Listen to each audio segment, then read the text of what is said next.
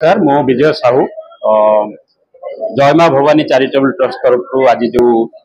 मागणा स्वास्थ्य शिविर ता सहित वरिष्ठ तथा जो माने आमठू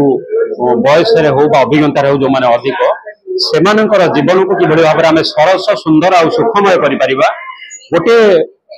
वाक्य जदि कहवाक चाहिए वरिष्ठ मानकर आनंदमय जीवन संपर्क एक कर्मशाला ये आयोजन हो जाइए जो थे कि आम जब देखा जा भारत वर्ष में पाखापाखि 15 कोटी ऊर्ध्व वरिष्ठ नागरिक बसवास कर आज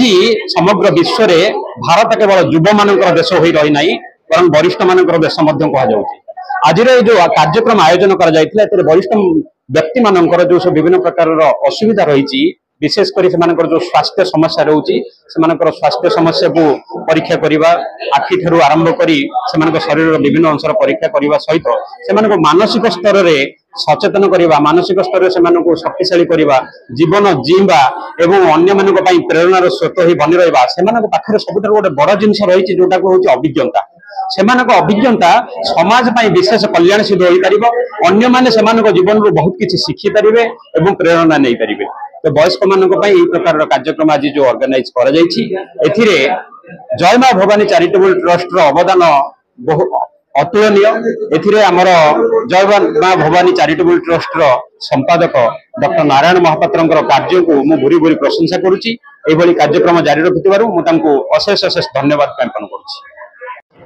नारायण महापात्र संपादक जय माँ भवानी चैरिटेबल ट्रस्ट आम ऑर्गेनाइजेशन 2017 मसीह आरंभ करूँ आमर उद्देश्य हूँ वरिष्ठ अवहेलित नागरिक स्वास्थ्य परीक्षा मागणा करवा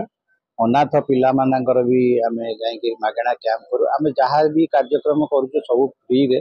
काटू पैसा नबार ना लोक मान पाखे स्वास्थ्य सेवा केमती पहुँची पार जदिव सरकार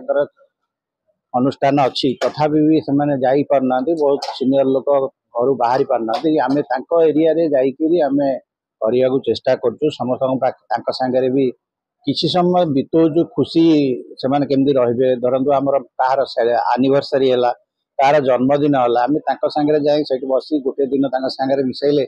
से जो मानसिक चाप भितर रोचे से खुशी करवा आमर उद्देश्य तेणु आम से जो रक्तदान तो समस्ते करुँच रक्तदान भी शिविर भी आम करूँ कि आम गोटे आह्वान देचु जे परिवार किसी मुहूर्त गुरुजन और परिवार मान सहित समय भी दान करंतु कारण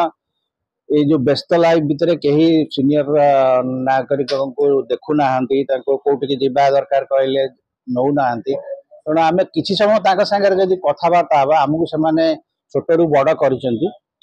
भी से आम जो जहाँ अली कर पाइचे तेणु जो अवस्था गोटे मानसिक चाप सेटा को बाहर करने समय किसी देवा पड़ो समय दान करूँ सांगे कथबार्ता हूँ से भी से बहुत खुशी हे तेणु सी गोटे रूम रे बसिक रोच सब मानसिक चाप बढ़ी जाऊँगी कौन करी कौन न करी तेणु आम दीपद कथा हवा दरकार सांगे सब तेणु यही मानसिक चाप निहाती काढ़ा दरकार भितर कारण दिने दिने आहरी वीक भी हो जाती तेणु मन स्ट्रांग रही सब जिन ठीक मल्लिक जनरल सेक्रेटरी से पांचरात्र प्रचार समिति भुवनेश्वर प्रकृत बहुत ऑर्गेनाइजेशन अच्छी ओडिशा रे से आदिशक्ति चैरिटेबल ट्रस्ट ये गोटे निरा कार्यक्रम अन्य माने सब कार्यक्रम सीमित था किंतु यही गोटे ऑर्गेनाइजेशन जोटा कि आप जोता सिलेटू तंडीपाठ बंद करे गत कोविड रे जिते बाप पु को अन ना भाई भाई की अन ना स्वामी स्त्री की अन ना कौन खाइबे कौन करेंगे कहीं ना यही गोटे संस्था जे कि जो खबर पाइला ड्रेस चेंज कर जहाँ औषध पत्र सह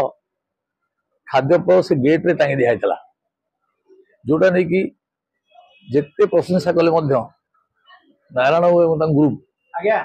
केबेले सब प्रशंसा कम हम तो जहाँ यहाँ हेल्थ कैंपटा फॉर सीनियर सिटीजन अन्य मान तो कर किंतु ये संस्था जोटा करे यहाँ विज्ञ वरिष्ठ डॉक्टर मान करे गोटे सुजोग मुझे निजक धन्यवाद मन कर आशीर्वाद करुच्ची संस्था ସେଗୁଡ଼ିକ ଉନ୍ନତି କରୁ।